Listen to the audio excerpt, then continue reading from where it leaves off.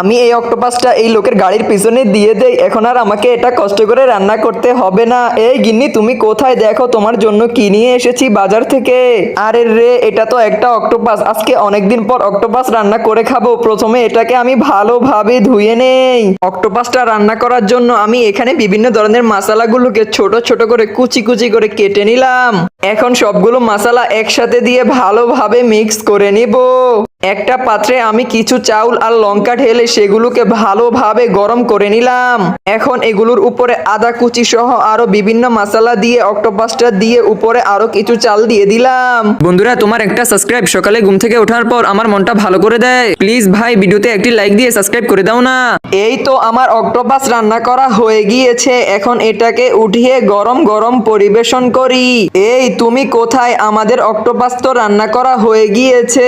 আরে ওই মহিলাটা কেন নিয়ে গেল এটা? আমি শুধু একটু বুদ্ধি খাটালাম, তার বিনিময়ে ফ্রি ফ্রি এত মজার খাবার খাইতে পারতাম।